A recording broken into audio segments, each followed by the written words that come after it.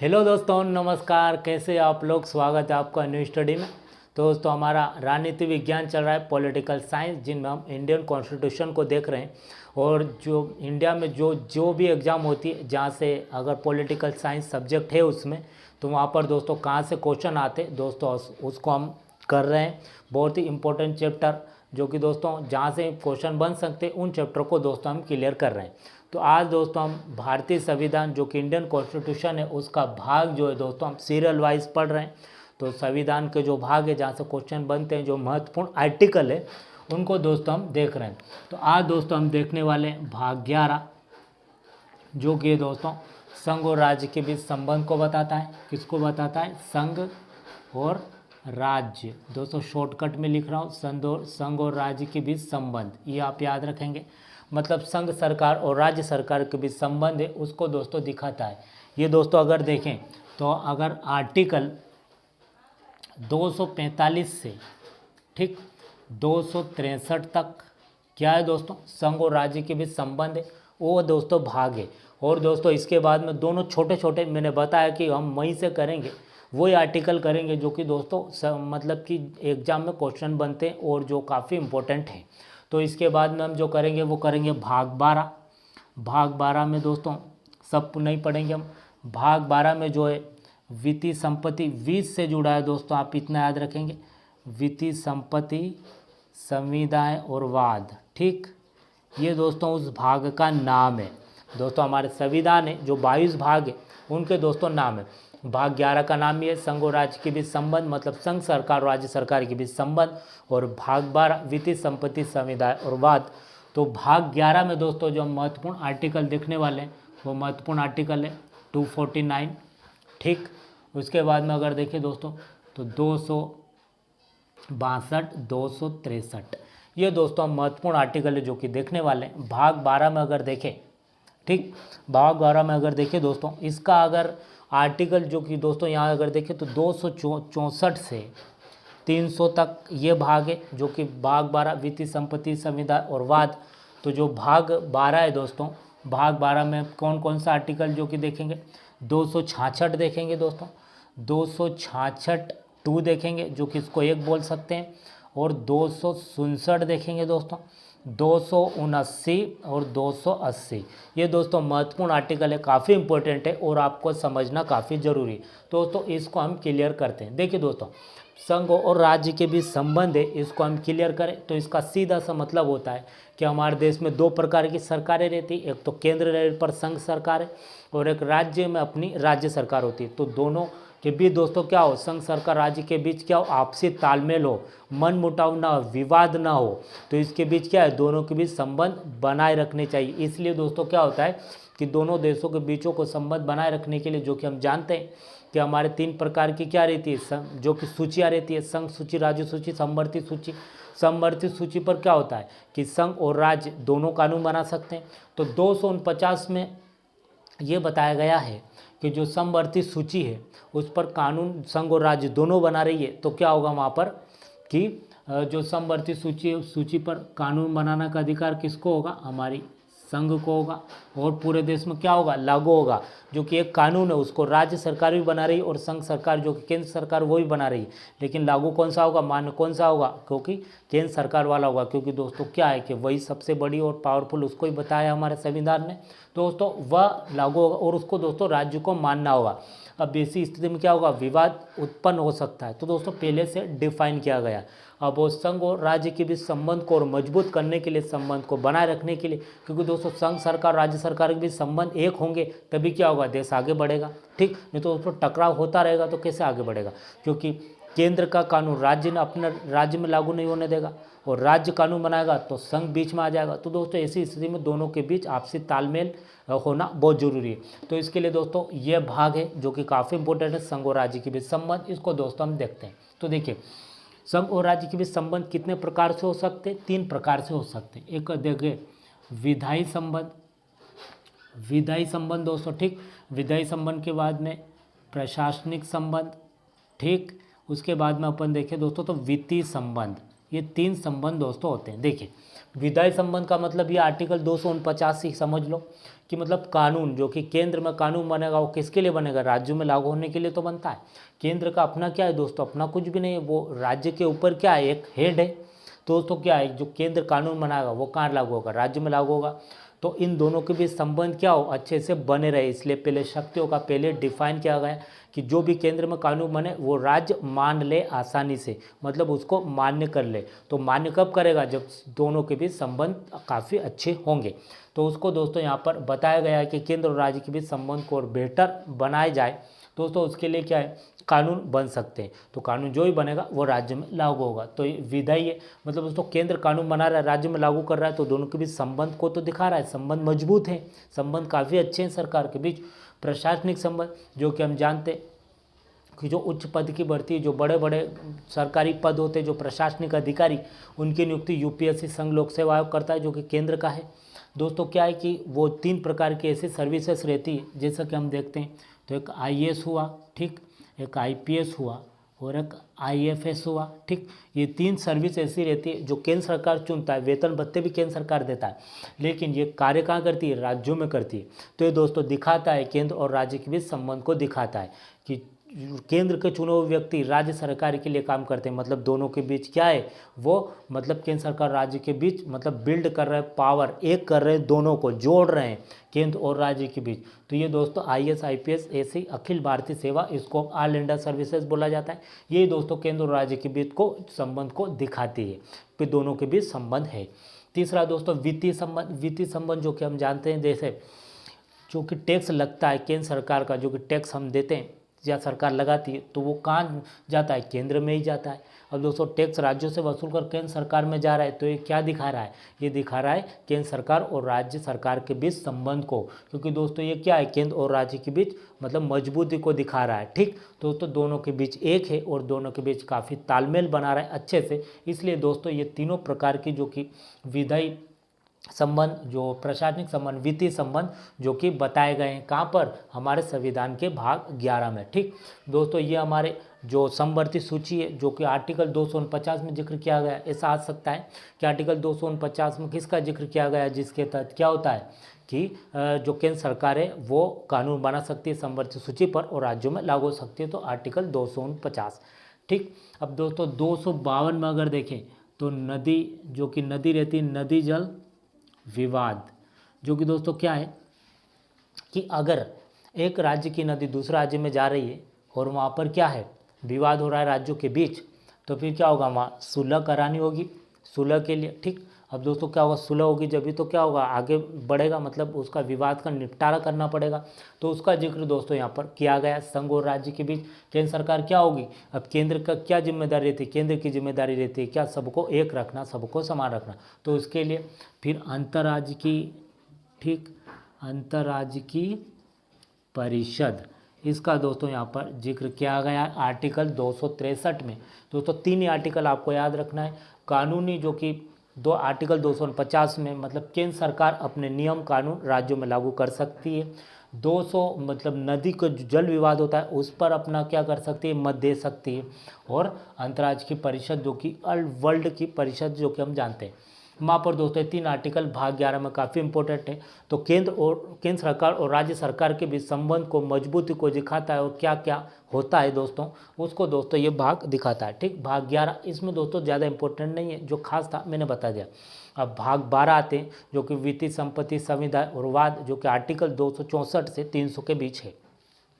इसमें दोस्तों हम महत्वपूर्ण 4 आर्टिकल को करेंगे, 266, 266 भी, 259 और 280, 79 में जीएसटी, ठीक। देखिए सबसे पहले दोस्तों नाम से पता चल रहा है कि ये जो मतलब भाग है संविधान का भाग 12, ये वित्त के बारे में, संपत्ति यानी पैसे के बारे में कुछ बात कर रहा है, या दोस्तों आपको यहाँ से पकड़ सकते हैं। अब देखिए दोस्तों, अगर देखें तो किसी भी देश की सरकार या हमारे देश की सरकार, चाहे राज्य सरकार हो चाहे केंद्र सरकार हो, वह कैसे चलेगी, वो किस मतलब कैसे चलेगी, तो दोस्तों वह चलेगी कैसे, वित्त से, टैक्स से, पैसे से। दोस्तों क्या होगा, पैसा आएगा उनके पास तभी तो क्या होगा, नियम कानून बनेंगे, देश का विकास होगा। तो इसके लिए क्या होता है दोस्तों, जब सरकार के पास टैक्स आता है तो उसका सही से रख रखाव होता है, सिस्टमेटिक तरीके से, उसका फिजूल खर्चा ना हो, किस कार्य के लिए कितना पैसा दिया जाना चाहिए, देश का कौन सा कार्य करना है तो कितना पैसा खर्च होना चाहिए। दोस्तों अगर हमारे घर में भी अगर देखें तो हम क्या करते हैं कि जहाँ से इनकम आती है, मतलब हमारी इनकम, उसके लिए दोस्तों हम क्या करते हैं कि खर्चे को बांट देते हैं कि इतना खर्चा हम इसके लिए करेंगे, इतना खर्चा फ्यूचर के लिए मतलब हम बचा कर रखेंगे, इतना खर्चा हम क्या होगा बच्चों के लिए, स्कूल के लिए होगा, इतना खर्चा जो घर में कुछ खर्चा करना उसके लिए होगा। अलग अलग दोस्तों हम क्या करते हैं डिवाइड कर देते हैं खर्चे को, ताकि इससे हमको आसानी से सिस्टमेटिक तरीके से आगे की व्यवस्था बनाने में काफ़ी आसानी और हमको पता रहे कि हमारा कितना पैसा कहाँ खर्च हो रहा है। ऐसे ही दोस्तों क्या होता है कि सरकार भी क्या करती है, अपनी कोर्स बनाती है, अपने मतलब कह सकते हैं अकाउंट बनाती है, खाते बनाती है, एक तरह से कह सकते हैं। अलग अलग 3 खाते दोस्तों हमारे सरकार के चलाने के, तो हम जानेंगे दोस्तों कि जो खाते होते हैं सरकार के वो कहाँ से उनको पैसा आता है, और आता है तो कितना आता है, और उनको कहाँ खर्च वो कर सकते हैं। ठीक, तो देखिए दोस्तों आर्टिकल 266 वन दोस्तों यहाँ पर इसको बोल सकते हैं, 266 वन है। ये दोस्तों किसको बताता है, ये संचित निधि को बताता है। ये दोस्तों खाते के नाम है और कुछ भी नहीं है। 266 बी में जो बताता है दोस्तों, ये किसको बताता है, लोक लेखा निधि को बताता है। ठीक, ये दोस्तों आप याद रखेंगे। 267 है, ये आकस्मिक निधि को बताता है। ये दोस्तों क्या है, 3 प्रकार की मतलब कि फंड है, मतलब 3 फंड नहीं दोस्तों, 3 प्रकार के खाते हैं कि किसके, हमारी केंद्र सरकार के। ठीक दोस्तों, अब ये क्या होते हैं और कैसे चलते हैं, इनमें ये 3 प्रकार के होते हैं दोस्तों। लेकिन जो ऊपर के जो संचित निधि और लोक लेखा निधि, इनका दोस्तों संविधान में उल्लेख था, ये संवैधानिक थी। इसको दोस्तों आकस्मिक निधि को जब जरूरत महसूस हुई देश को, सरकार को, तब इसको बनाया गया 1951 में। ठीक, मतलब मूल संविधान में ये आकस्मिक निधि नहीं थी। अब दोस्तों ये क्या होती है, इनको दोस्तों थोड़ा डिटेल से हम जानते हैं। देखिए संचित निधि जो है दोस्तों, ये खाते जो होते हैं दोस्तों, ये कहाँ होते हैं, सरकार के आरबीआई में होते हैं। मतलब जो हमारी बैंकों का बैंक है दोस्तों, देश में जितनी भी बैंकें हैं उन बैंकों को हैंडल कौन करता है, वो करता है हमारा RBI, reserve bank of India. तो सभी बैंकों के खाते वहाँ होते हैं, आम नागरिक के नहीं होते दोस्तों। आम नागरिक के हम आम बैंक में ही होंगे।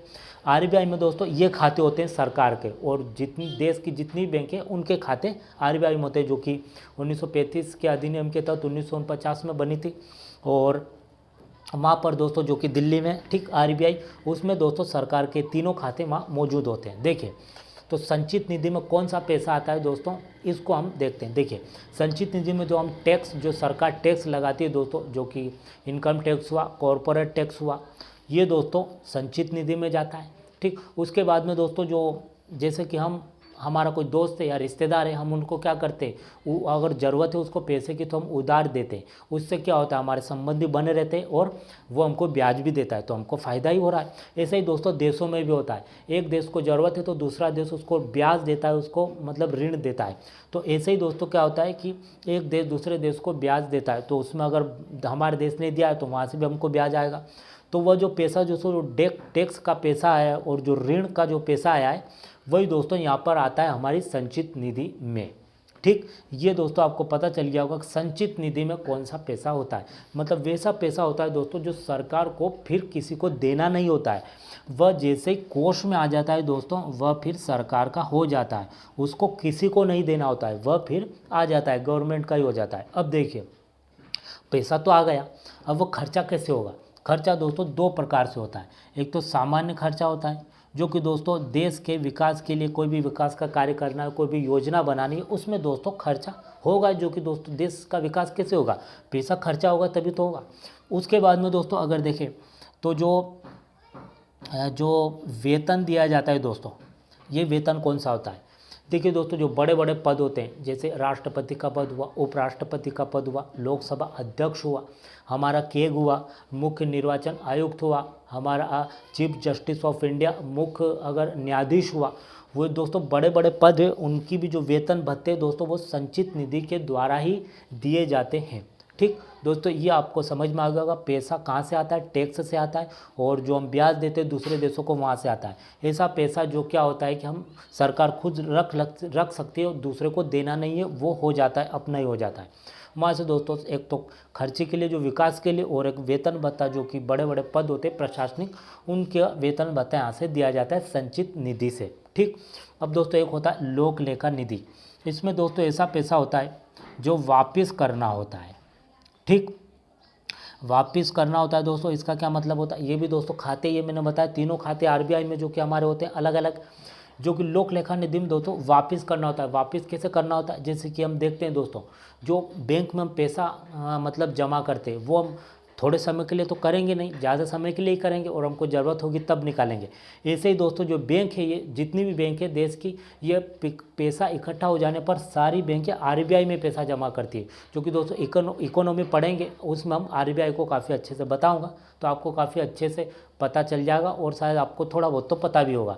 तो दोस्तों क्या है कि ये सारी बैंकें आरबीआई से जुड़ी होती, तो इनको भी ब्याज मिलेगा आरबीआई से, तो ये अपना पैसा आरबीआई में कर देती है जमा। और वहीं से दोस्तों क्या है कि लोक लेखा निधि के द्वारा सरकार को जब किसी कार्य की कोई विकास करना है, देश का कोई योजना बनानी है, तो वहाँ से वो पैसा निकाल सकते हैं। ठीक, तो वह लोक लेखा निधि से निकालते हैं। ये ऐसा पैसा रहता है जो वापस देना होता है। और दोस्तों इसमें ऐसा पैसा भी आता है जैसे कि जो भी गवर्नमेंट में नौकरी करते हैं, चाहे छोटा से छोटा चाहे बड़ा से बड़ा, वो दोस्तों क्या करते हैं कि उनकी सैलरी का जो कि क्या होता है कि एक छोटा हिस्सा मतलब पीएफ के रूप में कटता रहता है, जो कि दोस्तों जब उनको ज़रूरत पड़ती है, जो कि वो जब रिटायर होते हैं तब उनको दोस्तों मिलता है। दोस्तों वह पैसा जब वो जितने समय में भी गवर्नमेंट की जब नौकरी कर रहे होते हैं, सर्विस दे रहे होते हैं गवर्नमेंट की, दोस्तों उस समय क्या होता है उनका पैसा कटता रहता है, वो दोस्तों आरबीआई में जमा रहता है। और वहीं से दोस्तों वह पैसा क्या करती है कि सरकार अपने विकास के कार्य में उसको लेती है।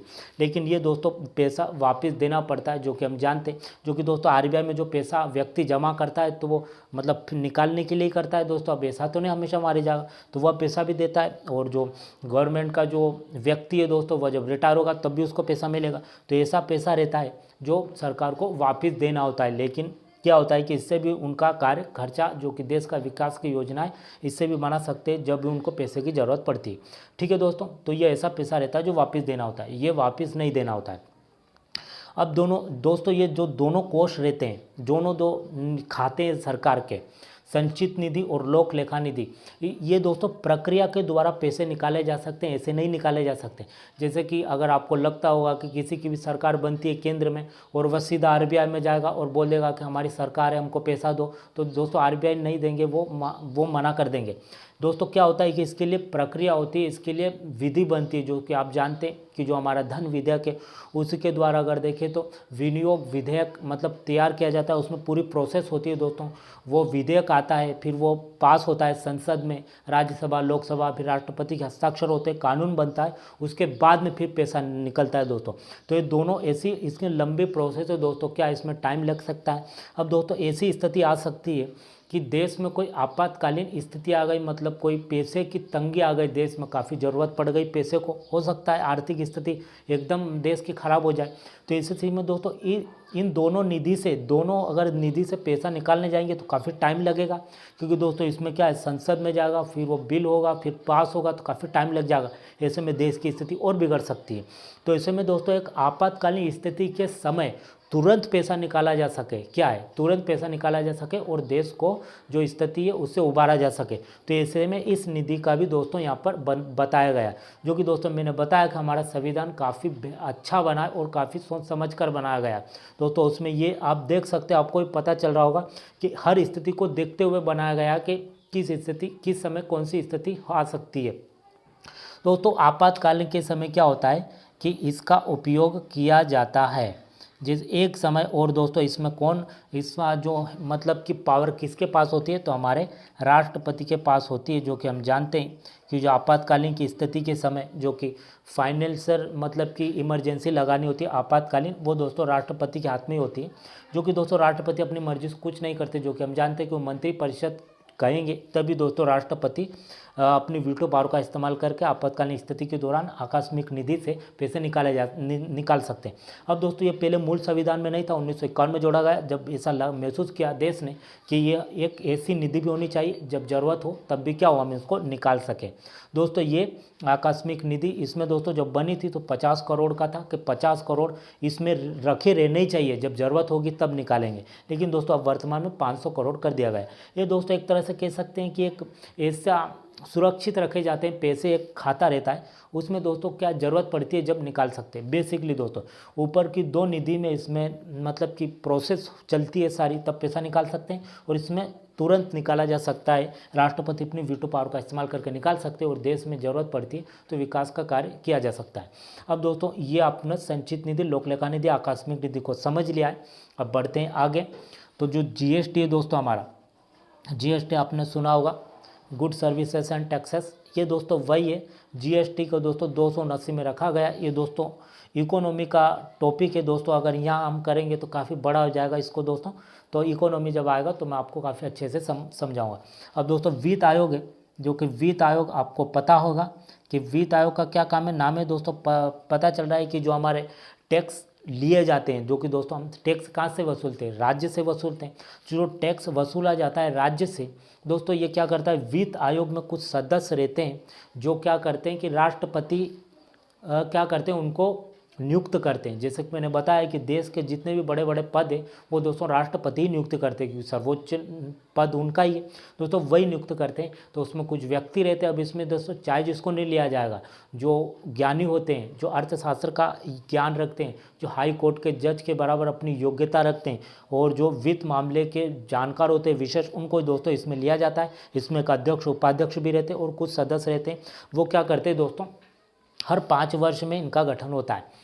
तो ये क्या करते हैं दोस्तों कि राज्य से जो टैक्स वसूल किया जाता है, तो केंद्र सरकार और राज्य सरकार के बीच टैक्स का रेशो दोस्तों मतलब बताते हैं कि जो जिस राज्य से टैक्स वसूल किया गया है वो दोस्तों कितना राज्य सरकार रखेगी और कितना केंद्र को देगी।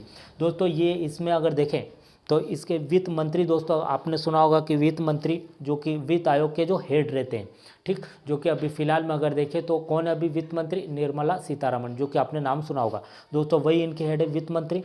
दोस्तों क्या होता है, अभी 41% बताया गया है कि जो जिस राज्य से टैक्स वसूल किया जाएगा उसका 41% राज्य को वापस दे दिया जाएगा और बाकी का केंद्र सरकार रखेगी। दोस्तों क्या होता है, टैक्स 2 प्रकार के होते हैं, हम जानते हैं। केंद्र सरकार भी टैक्स लगाती है और राज्य सरकार भी लगाती है, लेकिन राज्य सरकार ज़्यादा लगाती है, लेकिन उनको दोस्तों कम मिलता है टैक्स, इतना मिलता नहीं है उनको दोस्तों। केंद्र सरकार ही देती है टैक्स, उनसे ही उनका राज्य चलता है दोस्तों। राज्य सरकार भी लगाती है, केंद्र भी लगाती है। अगर केंद्र ने लगाया ना, राज्य ने वसूल किया तो राज्य रखता है, कि राज्य ने लगाया न, राज्य ने ही वसूल किया तो राज्य रखेगा, लेकिन केंद्र ने लगाया ना, केंद्र ने ही वसूल किया तो फिर केंद्र रखता है दोस्तों। लेकिन राज्य ज़्यादा वसूलती है, मात्र संख्या टैक्स की ज़्यादा राज्य के पास, लेकिन उनको क्या है कि इतनी इनकम नहीं हो पाती है। लेकिन दोस्तों केंद्र सरकार जो बड़े बड़े टैक्स है, जैसे इनकम टैक्स, वहाँ से दोस्तों करोड़ों का उनको टैक्स आता है, लाखों का। और कॉरपोरेट टैक्स जो कंपनियों पर लगाया जाता है बड़ी बड़ी दोस्तों, वहाँ से जो केंद्र सरकार को ज़्यादा मात्रा में टैक्स प्राप्त होता है। लेकिन टैक्स कहाँ लगता है, राज्य में तो लगता है। तो जिन राज्य से टैक्स वसूल किया जाता है उसका बंटवारा करती है कौन, वित्त आयोग। तो अभी 41% दोस्तों उसका रेशो तय किया गया कि 41% वापस राज्य को दे दिया जाएगा और बाकी केंद्र सरकार के पास। और फिर टैक्स आता है केंद्र सरकार के पास, तो क्या क्या होता है दोस्तों, संचित निधि द्वारा, लोक लेखा निधि द्वारा हमने आसानी से समझा दोस्तों। ये हमारा भाग 11 और भाग 12 जो कि हमने देखा। इसमें कुछ खास नहीं है दोस्तों, जहाँ जहाँ से क्वेश्चन बनते हैं जो कि एग्जाम के पॉइंट ऑफ व्यू से दोस्तों हमने उनको देखा। तो मिलते हैं अगले लेक्चर में किसी इंटरेस्टिंग टॉपिक के साथ। तो आज के लिए इतना ही, थैंक यू।